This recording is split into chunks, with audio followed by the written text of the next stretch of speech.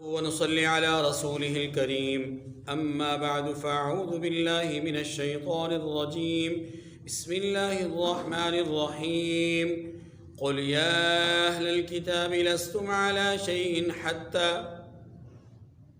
حتى تقيموا التوراة والإنجيل وما أنزل إليكم من ربكم وليزيدن كثيرا منهم ما أنزل إليك من ربك طغيانا وكفرا فلا تأس على القوم الكافرين إن الذين آمنوا والذين هادوا والصابئون والنصارى من آمن بالله واليوم الآخر وعمل صالحا فلا خوف عليهم ولا هم يحزنون لقد أخذنا ميثاق بني إسرائيل وأرسلنا إليهم رسلا كلما جاءهم رسول بما لا تهوى أنفسهم فريقا كذبوا وفريقا يقتلون وحسبوا ألا تكون فتنة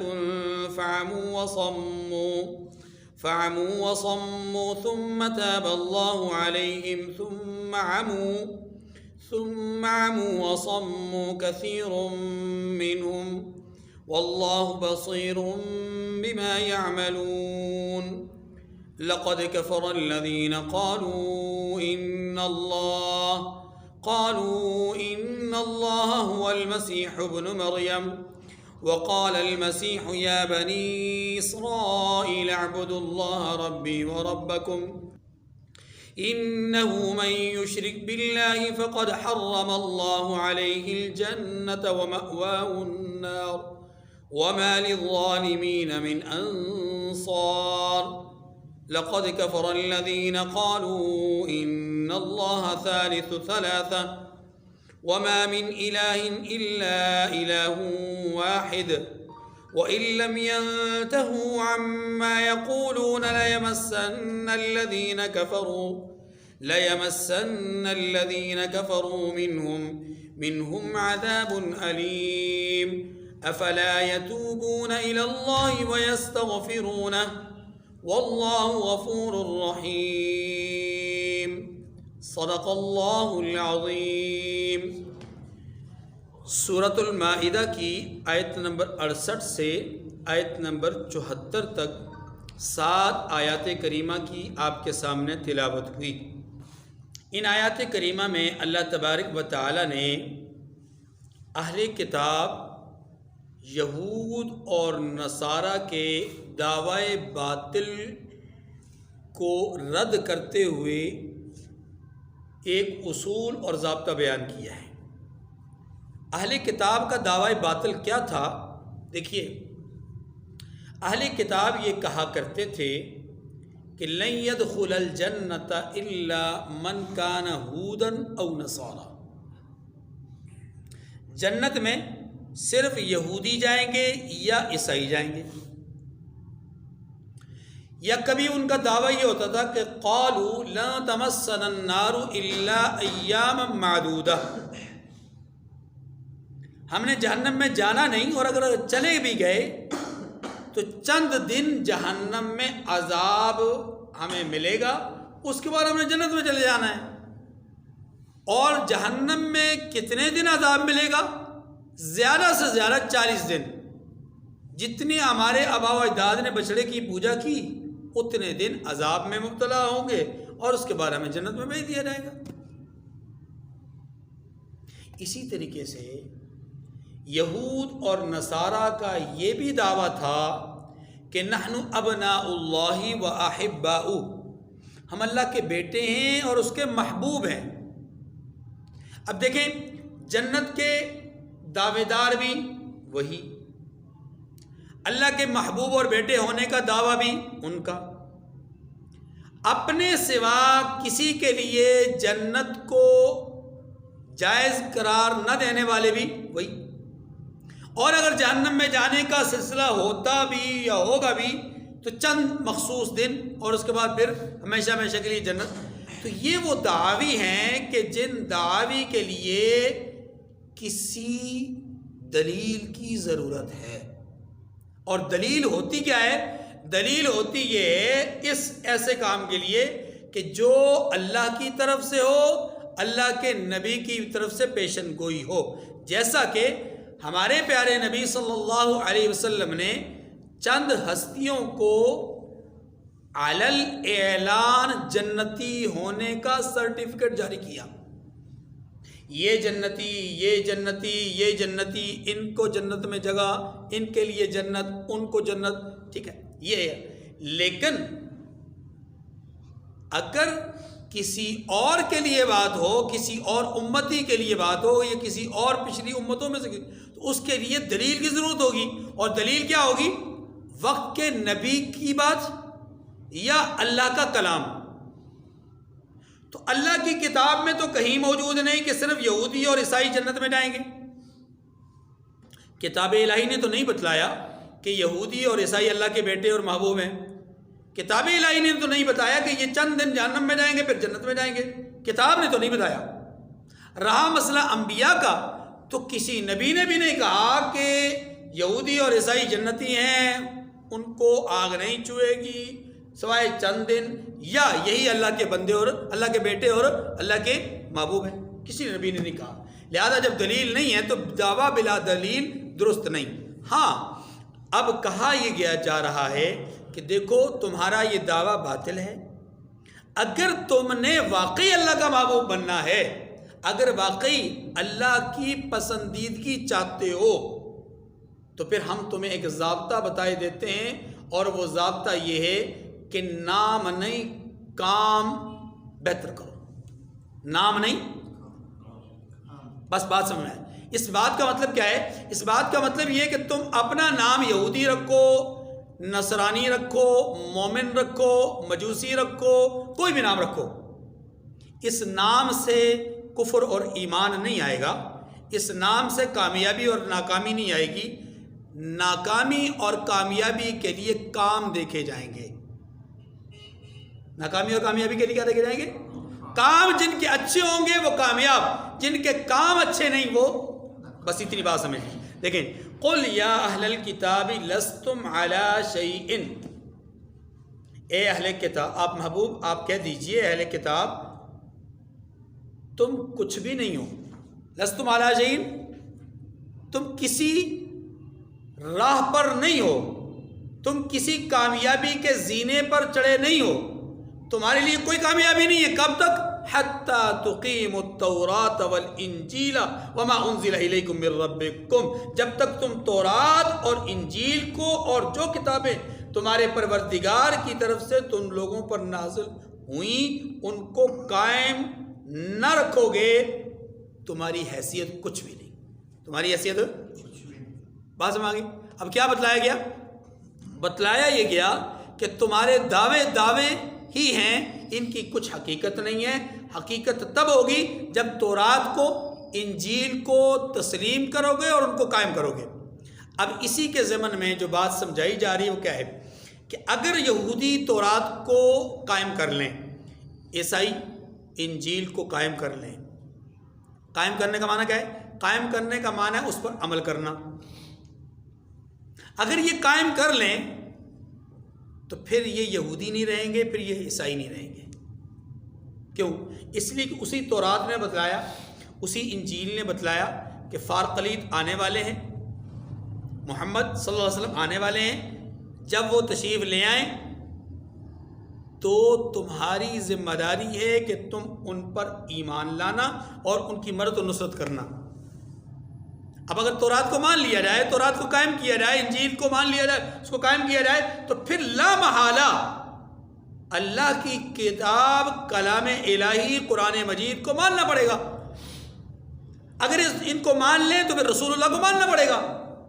اور یہی بات تو سمجھائی گئی ہے کہ تمہاری یہودیت کی یا نصرانیت کی جو دعوے داری ہے، یہ دعوے داری اس کی کوئی حیثیت نہیں ہے جب تک کہ تمہارا کام اچھا نہ ہو. آگے فرمایا وَلَا يَزِيدَنَّ كَثِيرًا مِّنْهُم مَّا أُنزِلَ إِلَيْكَ مِن رَّبِّكَ طُغْيَانًا وَكُفْرًا. چاہیے تو یہی تھا کہ تم تورات اور انجیل کو قائم کرتے، مانتے، اور ان کے نتیجے میں قرآن اور صاحب قرآن کو بھی مانتے. لیکن تمہارا حال یہ ہے کہ تم بجائے قرآن کو ماننے کے، صاحب قرآن کو ماننے کے، حالت یہ کہ جو قرآن نازل ہوتا جا رہا ہے، جیسے جیسے نبی آخر الزمان کے اوصاف ظاہر ہوتے جا رہے ہیں، جیسے جیسے ان کی کمالات اور اوصاف عمیدہ عیاں ہوتے جا رہے ہیں، تمہارے دل کی حسد، تمہارے دل کا حسد وہ نمایاں ہوتا جا رہا ہے اور تمہارا بغض ظاہر ہوتا جا رہا ہے۔ یہی بات یہاں سمجھائی گئی کہ وَلَا يَزِيدَنَّ كَثِيرًا مِّنْهُمْ مَا أُنزِلَ إِلَيْكَ مِن رَّبِّكَ طُغْيَانًا وَكُفْرًا، اور یہ قرآن جو تمہارے پروردگار کی طرف سے تم پر نازل ہوا ہے، اس سے ان میں سے اکثر کی سرکشی اور کفر اور بڑھے گا، بجائے اس کے کہ قربت اختیار کرتے، قربت کے بجائے یہ بعد کی طرف جا رہے ہیں۔ فَلَا تَأْسَ عَلَى الْقَوْمِ الْكَافِرِينَ، یا اللہ اپنے حبیب صلی اللہ علیہ وسلم کو تسلی ارشاد فرما رہے ہیں۔ کیا فرمایا؟ فرمایا تو آپ قوم کفار پر افسوس نہ کیجیے، یعنی آپ ان کے اعمال اور ان کے کرتوتوں پر افسوس نہ کیجیے۔ آگے اس بات کو ایک اور انداز میں زبردست پیرائیے میں سمجھایا گیا، مختلف فرقوں کے نام لے کر، مختلف طبقات کے، ملتوں کے یا مذاہب کے نام لے کر کے بتایا گیا کہ یہ نام رکھنا کامیابی نہیں ہے۔ فرمایا کامیابی ان ناموں میں نہیں ہے، کامیابی ناموں میں، کامیابی کام میں ہے۔ ان الذین آمنوا 1، والذین ہادوا 2، والصابئون 3، والنصارى 4۔ فرمایا کہ جو لوگ، یہ ویسے ترجمے میں آمنا باللہ والیوم الآخر کو پہلے ذکر کیا اور فرقوں کا نام یا طبقات کا نام بعد میں ذکر کیا، ترجمے میں، چونکہ باب محاورہ ترجمہ ایسے ہی ہوگا۔ فرمایا جو لوگ اللہ پر اور روز آخرت پر ایمان لائیں گے اور عمل نیک کریں گے، خواہ وہ مسلمان ہوں یا یہودی، ستارہ پرست ہوں یا عیسائی، 4 طبقات۔ فرمایا فلا خوف علیہم ولا هم یحزنون، ان کو قیامت کے دن نہ کچھ خوف ہوگا اور نہ وہ غمناک ہوں گے۔ توجہ، ایک مومن، دوسرے یہودی، تیسرے عیسائی، چوتھے ستارہ پرست۔ یہ جو مومن ہیں، یہ تو آپ جانتے ہیں کہ مومن کس کو کہا جاتا ہے، ٹھیک ہے، مومن کس کو کہا جاتا ہے؟ ہم سب اس اصطلاح کے مطابق مومن ہیں، لیکن ہم میں سے جو کلمہ گو کہلاتے ہیں، ان میں سے ایک خاص طبقہ اپنے آپ کو مومن سمجھتا ہے۔ یوں تو کفار کے نزدیک یہ سارے مومن ہیں، سارے مسلمان ہیں، لیکن ایک خاص طبقہ، ہم کلمہ گو میں سے خاص طبقہ خود کو مومن سمجھتا ہے، کہتا ہے ہم مومن ہیں اور گالیاں دیتا ہے اللہ کو، کہتا ہے ہم مومن ہیں اور گستاخیاں اور بے ادبیاں کرتا ہے رسول اللہ کی، کہتا ہے ہم مومن ہیں اور بے ادبیاں کرتا ہے انبیاء کی، کہتا ہے ہم مومن ہیں اور علل اعلان واضح طور پر گستاخیاں، بے ادبیاں، گالیاں دیتا ہے، کس کو؟ صحابہ اکرام کو۔ قرآن کی بے حرمتی کرتا ہے، نماز کی حیثیت کو حیثیت نہیں جانتا، زکوٰۃ کا انکار کرتا ہے، قرآن پاک کے پاروں کی تعداد موجود جو پارے ہیں، یا یہ جو قرآن پاک کی جو صورت ہے جو 1400 سال سے چلی آ رہی، اس کو تسلیم نہیں کرتا، پھر بھی کہتا ہے میں مومن ہوں۔ خیر، تو مومن نام رکھ لینے سے کوئی مومن نہیں بن جاتا، مومن نام رکھ لینے سے کوئی مومن، اچھا یہودی نام رکھ لینے سے کوئی یہودی نہیں بن جاتا، یہاں یہ بات بھی سمجھائی گئی ہے۔ یہودیت کیا ہے؟ یہ ایک جماعت ہے، ایک طبقہ ہے اور ایک گروہ ہے جو کہ تورات کے دعوے دار ہیں کہ ہم تورات کو مانتے ہیں، موسیٰ علیہ السلام کو نبی ہونے کے اعتبار سے وہ تسلیم کرتے ہیں، لیکن عیسیٰ علیہ السلام کو نہیں مانتے، نعوذ باللہ عیسیٰ علیہ السلام کو ولد الزنا سمجھتے ہیں، نعوذ باللہ عیسیٰ علیہ السلام کی والدہ کو زانیہ سمجھتے ہیں، نعوذ باللہ عیسیٰ علیہ السلام کی والدہ پر بہتان لگاتے ہیں۔ اس لیے اچھا پھر یہی نہیں بلکہ خود انبیاء بنی اسرائیل میں سے کئی انبیاء کی گستاخیاں اور بے ادبیاں کرتے ہیں۔ مثلا سلیمان علیہ السلام کے حوالے سے ان کا خیال یہ ہے یہودیوں کا کہ وہ جادوگری کی بنیاد پر حکومت کیا کرتے تھے۔ مثلا داؤد علیہ السلام جو سلیمان علیہ السلام کے والد محترم ہیں، نبی محترم ہیں، اللہ کے پیغمبر ہیں، اور اللہ نے ان کو خوبصورت ترین آواز دی تھی، ایسی آواز کہ جب زبور پڑھا کرتے تھے تو حدیث میں آتا ہے کہ پرندے جو اڑ رہے ہوتے فضا میں وہ فضا میں یوں کر کے کھڑے ہو جاتے تھے، اور جتنی دیر تک داؤد علیہ السلام زبور کی تلاوت کیا کرتے تھے اتنی دیر تک فرشتے ہوا میں فضا میں معلق رہ کر کے ان کی زبور کو سنا کرتے تھے۔ ان بدبختوں نے حضرت داؤد علیہ السلام پر بھی الزام تراشی کی اور یہ کہا کہ داؤد علیہ السلام کے افواج میں سے ایک جرنیل تھا، اس کی بیوی حضرت داؤد علیہ السلام کو نعوذ باللہ بہت محبوب تھی، تو حضرت داؤد نے اس پر غداری کا مقدمہ لگا کر کے اس جرنیل کو قتل کروا دیا تھا اور اس کی بیوی کو ہتھیا لیا تھا۔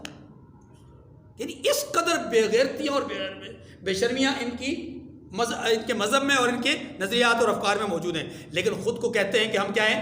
اللہ کے بیٹے ہیں، اللہ کے محبوب ہیں۔ دوسری طرف عیسائیوں کو دیکھ لیجئے، عیسائی ہیں اللہ کے پیغمبر عیسیٰ علیہ السلام کو نبی ہونے کی حیثیت سے نبی تسلیم کرتے ہیں، ان پر نازل ہونے والی کتاب انجیل کو تسلیم کرتے ہیں، لیکن عقائد کے اعتبار سے یہ عقیدہ بھی ان کے اندر رچ بس گیا کہ عیسیٰ علیہ السلام صرف نبی نہیں بلکہ اللہ کے بیٹے ہیں، یا بعض کا عقیدہ ان میں سے یہ ہے کہ عیسیٰ علیہ السلام خود خدا ہیں، یا بعض کا یسوع مسیح کہتے ہیں نا، یسوع مسیح خداوند، یہ خداوند حضرت عیسیٰ علیہ السلام کو کہتے ہیں، یا حضرت عیسیٰ علیہ السلام کو اللہ کی خدائی میں الوہیت میں شریک سمجھتے ہیں، اسی کو عقیدہ تثلیث کہتے ہیں۔ تو نصارہ خود کو کامیاب بھی کہتے ہیں، اللہ کے بیٹے اور اللہ کے بندے محبوب بھی کہتے ہیں، اور دوسری طرف عقیدہ شرک بھی موجود ہے، ان میں عقیدہ ابنیت بھی موجود ہے، عقیدہ تثلیث اور عقیدہ شراکت بھی موجود ہے۔ اسی طریقے سے تیسرے نمبر پر اگر ہم دیکھیں، چوتھے نمبر پر ہم اگر دیکھیں تو وہ سابعون ہے کہ اس کے نام کے پس منظر میں بہت زیادہ اقوال موجود ہیں۔ مثلا ایک قول یہ ہے کہ حضرت ادریس علیہ السلام کی اولاد میں سے ایک بیٹا سابی تھا اور اسی کی اولاد کو آگے سابعین کہا جاتا ہے۔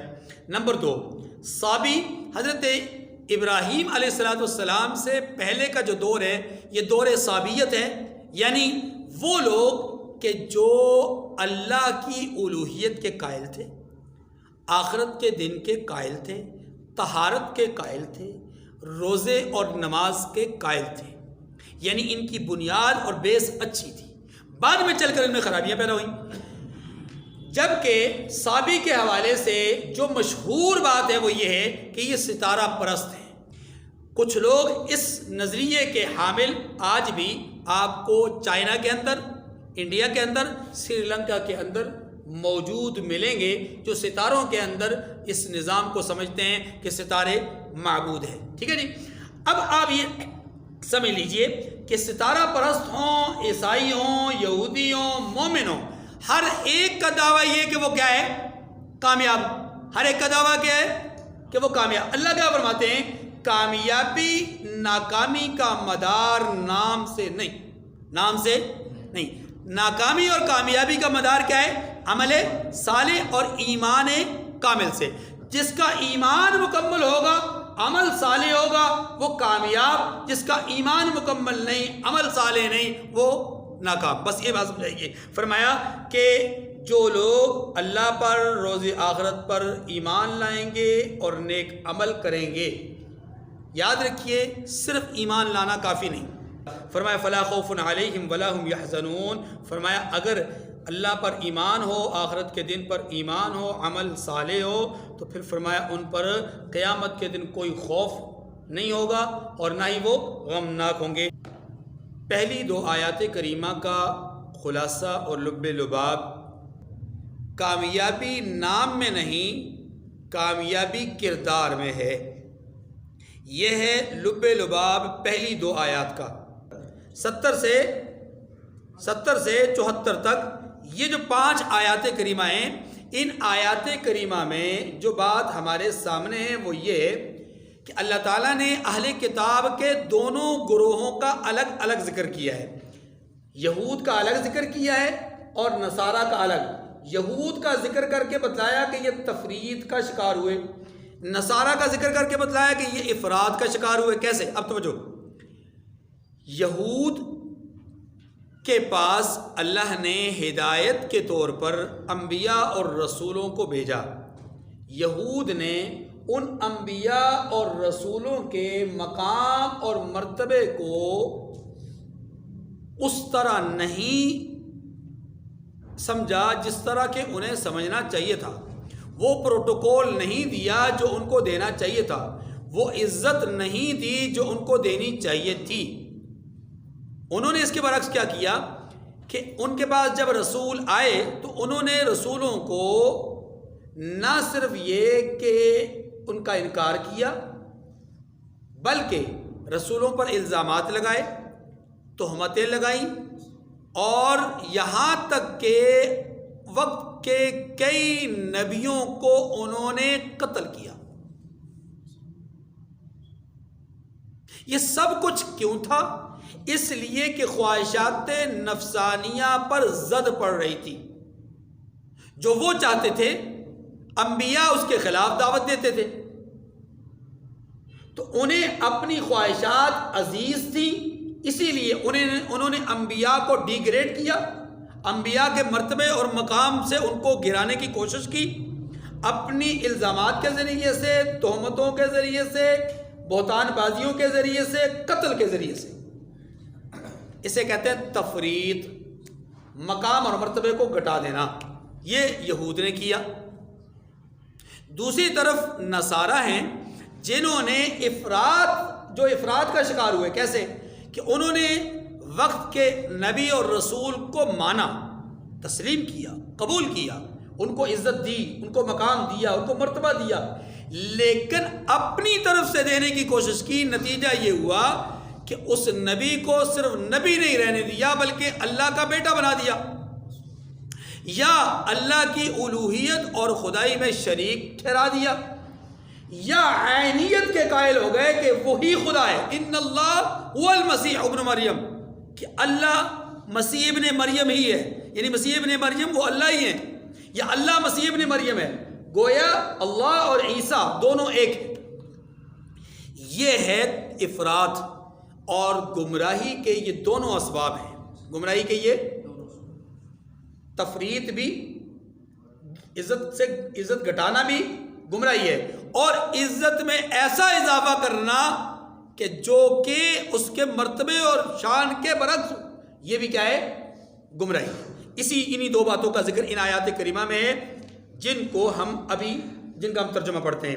پہلی دو آیات کا ترجمہ ہو چکا، اب دیکھیے، لقد اخذنا میثاق بنی اسرائیل وارسلنا الیہم رسلا، ہم نے بنی اسرائیل سے یہ عہد بھی لیا اور ان کی طرف پیغمبر بھی بھیجے۔ کون سا عہد لیا؟ یہی عہد لیا کہ کامیابی اللہ کی ذات پر ایمان رکھنے اور آخرت کے دن پر ایمان رکھنے میں۔ ذرا اس جملے پہ غور کیجیے گا، یہ میں تھوڑا سا اس کے ضمن میں نہیں عرض کر سکا۔ من آمن باللہ والیوم الآخر، اللہ پر ایمان ہو، آخرت کے دن پر ایمان۔ یہاں ایمانیات میں دو چیزیں بیان ہوئی ہیں، نہ کتابوں کا تذکرہ، نہ ملائکہ کا تذکرہ، نہ جنت کا، نہ دوزخ کا، نہ برزخ کا، نہ حشر کا، نہ انبیاء کا، کسی کا ذکر نہیں، صرف دو چیزیں بیان ہوئی، ایک ایمان باللہ اور ایک ایمان بالآخرہ۔ اوپر آیت نمبر 70 میں اور 69 میں۔ یاد رکھیے قرآن مجید نے بعض اوقات کسی بات کو سمجھانے کے لیے صرف اشارات کیے ہیں، بعض اوقات تفصیل بیان کی ہے، بعض اوقات صرف اصول بیان کیے ہیں، بعض اوقات جزیات بھی بیان کیے ہیں۔ یہ بات سمجھ گئی؟ ایمان باللہ کا واضح طور پہ مطلب یہ ہے کہ اللہ تبارک و تعالیٰ کا کہا مانا جائے، اور اللہ کا کہا ماننے کا مطلب اللہ پر ایمان، اللہ کی ذات، اللہ کی صفات، اللہ کی قدرت، سب پر ایمان۔ ایسے ہی اللہ کا کہا مانا جائے، یعنی اس کے بنائی ہوئی مخلوق فرشتوں کو تسلیم کیا جائے، اور اس کے بنائے ہوئے مخلوق فرشتوں میں سے ایک فرشتہ ایسا کہ جسے اللہ بطور قاصد منتخب کر چکے، اسے قاصد تسلیم کیا جائے، جس کے لیے قرآن نے کہا قل من کان عدوا لجبریل، جو جبرائیل کا دشمن وہ اللہ کا دشمن، فإنہ عدو للہ۔ ٹھیک ہے، اچھا، پھر قاصد جن کے پاس آ رہا ہے ان سب کو مانا جائے، جنہیں ہم رسول اور نبی کہتے ہیں۔ قاصد جو پیغام لے کر آ رہا ہے اس پیغام کو مانا جائے، خواہ وہ مطلقاً وحی کا پیغام، وحی کی صورت میں ہو، چاہے وہ لکھی ہوئی صورت میں ہو چاہے وہ کلام کی صورت میں ہو، اس میں صحیفے، کتابیں اور کلام اللہ یعنی قرآن مجید سب آ جاتے ہیں، سب پر ایمان لانا۔ اور پھر مرنے کے بعد کی جو زندگی ہے وہ ساری کی ساری زندگی، وہ سارے احوال، اس میں برزخ، اس میں جنت، اس میں دوزخ، اس میں سارے میدان محشر، وہ سارا کچھ والیوم الآخر میں آ جاتا ہے۔ من آمن باللہ میں پہلی ساری چیزیں آ جاتی ہیں زندگی تک، اور بالیوم الآخر میں وہ تمام چیزیں جو مرنے کے بعد کی ہیں وہ آ جاتی ہیں۔ گویا ایمانیات دو طرح کی ہیں، ایک زندگی سے متعلق اور ایک زندگی کے بعد سے متعلق۔ زندگی سے متعلق من آمن باللہ میں، اور زندگی سے بعد سے متعلق وہ من بالیوم الآخر میں آ جاتا ہے۔ ٹھیک ہے، یہ بات یہاں کلیئر ہوگی۔ اچھا، اگلی بات، اللہ پاک فرماتے ہیں کہ ہم نے اسی طرح بنی اسرائیل سے عہد لیا اور ان کے پاس نبی اور رسول بھی بھیجے۔ عہد کیا لیا؟ عہد یہی لیا تھا کہ اللہ پر ایمان لاؤ، آخرت کے دن پر ایمان لاؤ تو تم کامیاب ہوگے۔ پھر اس عہد کو مضبوط کرنے کے لیے، اس عہد کی یاد دہانی کے لیے ہم نے ارسلنا الیہم رسلا، ان کی طرف رسول بھی بھیجے۔ لیکن ہوا کیا؟ کلما جاءہم رسول بما لا تہوی انفسہم فریقا کذبوا وفریقا یقتلون، جب کوئی پیغمبر ان کے پاس ایسی باتیں لے کر آتا جن کو ان کے دل نہیں چاہتے تھے، میں نے آپ کو عرض کیا خواہشات نفسانیہ کے، پیغمبر کی دعوت ان کی خواہشات نفسانیہ کے خلاف تھی، اور اصل ان کی گمراہی کا سبب خواہشات نفسانیہ ہے۔ تو وہ انبیاء کی ایک جماعت کو تو جھٹلا دیتے اور ایک جماعت کو قتل کر دیتے تھے، یعنی کچھ انبیاء کو صرف جھٹلایا اور کچھ انبیاء کو قتل بھی کر دیا۔ وَحَسِبُوا أَلَّا تَكُونَ فِتْنَةٌ فَعَمُوا وَصَمُّوا ثُمَّ تَابَ اللَّهُ عَلَيْهِمْ ثُمَّ عَمُوا وَصَمُّوا كَثِيرٌ مِّنْهُمْ۔ یہ اللہ پاک نے ان کے کردار کا ذکر کیا ہے، فرمایا اور وہ یہ خیال کرتے تھے، یعنی انبیاء کو جھٹلا کر، انبیاء کو قتل کر کے بھی یہ خیال کرتے تھے کہ ان پر کوئی آفت آنے والی نہیں ہے۔ کوئی آفت آنے والی کیا مطلب؟ مطلب یہ کہ وہ بالکل کوئی غلط کام نہیں کر رہے بلکہ درست کام کر رہے ہیں۔ اور یاد رکھیے، جب کوئی آدمی کسی کام کو جو غلط ہوتا ہے اس کو صحیح سمجھ کے کرتا ہے تو وہ بے خوف ہوتا ہے، نڈر ہوتا ہے، بے باک ہوتا ہے۔ یہی وجہ ہے اللہ کے پیغمبر صلی اللہ علیہ وسلم نے فرمایا کہ بدعتی آدمی کو توبہ کی توفیق نہیں ہوتی۔ وجہ یہ ہے کہ جس عمل کو وہ کر رہا ہوتا ہے اس عمل کو ثواب سمجھ کے کر رہا ہوتا ہے، تو اس عمل سے توبہ کیسے ہوگی؟ توبہ تو تب ہو نا کہ ایک آدمی ایک کام کو غلط سمجھتا ہو پھر توبہ کرے گا۔ اچھا، یہ لوگ بھی اپنے ان اعمال بد کو، یعنی انبیاء کے جھٹلانے اور انبیاء کے قتل کرنے کو کیا سمجھتے تھے کہ یہ کوئی بڑی بات نہیں ہے، یہ کوئی اس پہ کوئی آفت آنے والی نہیں، تو وہ اندھے اور بہرے ہو گئے۔ اندھے اور یعنی حق کو دیکھ نہیں پا رہے تھے اور حق بات کو سن نہیں پا رہے تھے۔ ثم تاب اللہ علیہم، پھر اللہ نے ان پر مہربانی فرمائی۔ کیا مطلب؟ مطلب یہ ہے کہ اللہ نے انہیں توفیق نصیب فرمائی کہ وہ حق کو دیکھ سکیں یا حق کو سن سکیں، ایک معنی۔ دوسرا معنی یہ ہے کہ اللہ نے ان نبیوں کے بعد، یعنی جس نبی کو جھٹلایا اس کے بعد دوسرے نبی کو بھیج دیا، یا جس نبی کو قتل کیا اس کے بعد اللہ نے دوسرے نبی کو بھیج دیا۔ یہ بھی ایک اللہ کی طرف سے مہربانی کا ایک سلسلہ ہے۔ ثم عموا وصموا كثير منهم، فرمایا کہ پھر ان میں سے بہت سے اندھے اور بہرے، یعنی دوسرے نبی آئے ان کو بھی جھٹلانے والوں میں سے بہت، یعنی ان کو بھی پہلے لوگوں میں سے بہت سارے لوگوں نے جھٹلا دیا، یا کئی لوگوں نے مل کر ان کو قتل بھی کر دیا۔ واللہ بصیر بما یعملون، اللہ ان کے سب کاموں کو دیکھ رہا ہے۔ یہ ہے ان لوگوں کا تذکرہ جو تفرید کا شکار ہوئے، انبیاء کو جنہوں نے شہید کیا، جھٹلایا۔ اچھا، اب وہ لوگ جنہوں نے نبی کو مانا، قبول کیا، لیکن اس طرح مانا جس طرح ماننا نہیں چاہیے تھا۔ یہ کیا مطلب ہوا؟ مطلب یہ کہ ان کے حق سے زیادہ ان کو اپنی طرف سے حق دینا شروع کر دیا، جیسے نبی کو اللہ کا بیٹا کہہ دیا، اللہ کا شریک کہہ دیا، یا عین اللہ کہہ دیا۔ انہی کا تذکرہ ہے، یعنی نصارہ۔ فرمایا لقد کفر الذین قالوا ان اللہ هو المسیح ابن مریم، وہ لوگ بے شبہ بلا شبہ کافر ہیں جو کہتے ہیں کہ مریم کے بیٹے عیسیٰ یعنی مسیح خدا ہے۔ وہ لوگ بلا شبہ کافر ہیں جو کہتے ہیں مریم کے بیٹے مسیح کیا ہے؟ خدا ہے۔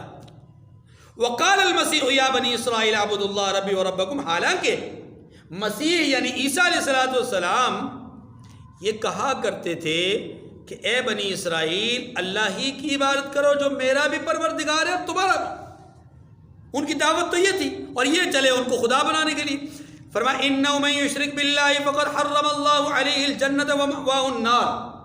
عیسیٰ علیہ السلام نے یہ بھی ان لوگوں کو کہا کہ یہ یاد رکھو کہ جو شخص اللہ کے ساتھ شریک ٹھہرائے گا اللہ اس پر جنت کو حرام کر دے گا اور جہنم اس کا ٹھکانہ ہوگی. قرآن پاک نے ایک اور مقام پر کیا کہا ہے؟ لن يدخل الجنہ، کہ یہ جنت میں داخل نہیں ہوں گے، حتی یلج الجمل فی سم الخیاط. کیا کہا؟ کہ جب تک کہ اونٹ سوئی کے ناکے سے نہیں گزر جاتا اس وقت تک یہ جنت میں داخل، یعنی مشرک لوگ جنت میں داخل نہیں ہوں گے. یہ اونٹ کا سوئی کے ناکے سے گزرنا ناممکن ہے. کیا ہے؟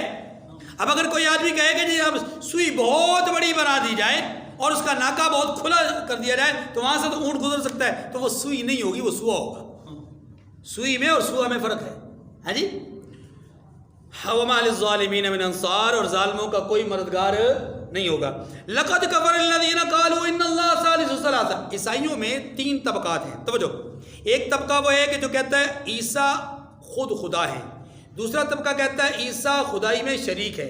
تیسرا طبقہ یہ کہتا ہے کہ عیسیٰ 3 میں سے ایک ہے. 3 میں سے وہ اکنون ثلاثہ جو اپنا کیا کہتے ہیں اس کو جو عقیدہ تثلیث ہے اس میں 3 میں سے ایک کا مراد کیا ہے؟ 3 یعنی اللہ، حضرت مریم، حضرت عیسیٰ. یا پھر یہ تثلیث کا عقیدہ یوں بھی ہے کہ اللہ، حضرت جبرائیل اور حضرت عیسیٰ. لیکن یاد رکھیے تثلیث کا عقیدہ چاہے اللہ، عیسیٰ، مریم ہو، اللہ، روح اللہ اور روح الامین تینوں ہوں، یعنی جبرائیل علیہ السلام، عیسیٰ علیہ السلام، اللہ یہ ہوں، یا جبرائیل علیہ السلام کی جگہ پر حضرت مریم ہو. دونوں صورتوں میں یہ عقیدہ کفری عقیدہ ہے. دونوں صورتوں میں کون سا عقیدہ ہے؟ اسی کو قرآن نے کہا ہے لَقَدْ كَفَرَ الَّذِينَ قَالُوا إِنَّ اللَّهَ ثَالِثُ ثَلَاثَةٍ. وہ لوگ بھی کافر ہیں جو اس بات کے قائل ہیں کہ خدا 3 میں کا تیسرا ہے، 3 میں سے تیسرا ہے. وَمَا مِنْ إِلَٰهٍ إِلَّا إِلَٰهٌ وَاحِدٌ. اللہ فرماتے ہیں حالانکہ اس معبود واحد کے سوا کوئی عبادت کے لائق نہیں ہے. قیامت کے دن اللہ تبارک و تعالیٰ عیسیٰ علیہ السلام سے پوچھیں گے أَأَنْتَ قُلْتَ لِلنَّاسِ اتَّخِذُونِي وَأُمِّيَ إِلَٰهَيْنِ مِن دُونِ اللَّهِ. کیا آپ نے لوگوں کو یہ کہا تھا کہ مجھے اور میری ماں کو الہ سمجھو اللہ کو چھوڑ کر کے؟ تو عیسیٰ علیہ السلام کیا جواب دیں گے کہ نہیں یا اللہ میں نے تو کچھ نہیں کہا تھا. مَا قُلْتُ لَهُمْ إِلَّا مَا أَمَرْتَنِي. میں نے تو وہی بات کی جو آپ نے مجھے حکم دیا تھا. اسی کا یہاں پر تذکرہ ہے کہ وَمَا مِنْ إِلَٰهٍ إِلَّا إِلَٰهٌ وَاحِدٌ. اللہ واحد کے سوا کوئی معبود نہیں ہے. اچھا جی وَإِن لَّمْ يَنْتَهُوا عَمَّا يَقُولُونَ. اگر یہ لوگ ایسے اقوال، عقائد، نظریات سے باز نہیں آئیں گے تو لَيَمَسَّنَّ الَّذِينَ كَفَرُوا مِنْهُمْ عَذَابٌ أَلِيمٌ. تو وہ تکلیف دینے والا عذاب پائیں گے.